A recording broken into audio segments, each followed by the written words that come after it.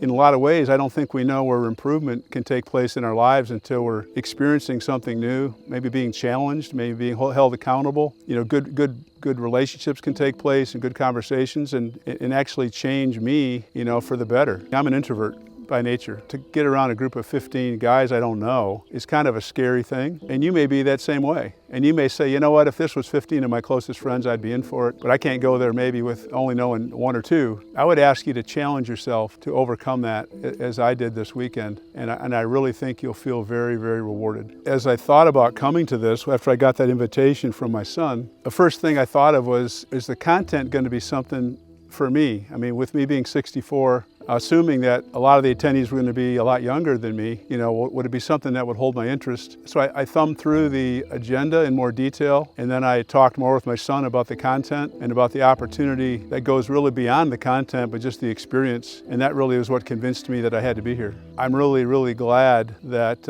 I decided to come based on the fact that I was open and receptive to change. Yeah, hi, my name is Bill Sturry. I live in Charlotte, North Carolina, originally from Michigan, and I'm 64 years old. I heard about Meriwether first and foremost through my son, so that was what originally got me interested in coming. He sent me a flyer with some information, and that's how I first learned about it. The biggest impact this weekend's had on me, a lot of it is behind me right here too. There's a lake right behind me, you may be able to see this. We experienced nature, I hear birds chirping, squirrels. We interacted a lot with nature out here. And for a bunch of guys to think about taking a weekend off and experiencing nature and slowing down, that was the biggest thing that just thrilled me about this experience, was a relationship building with guys I did not know. I've gone to corporate retreats before, and you might assume that this was going to be something like that, but it wasn't at all. It was very informal. Everybody was able to express openly, and a lot of times when there's too much structure in a corporate setting, you don't feel comfortable.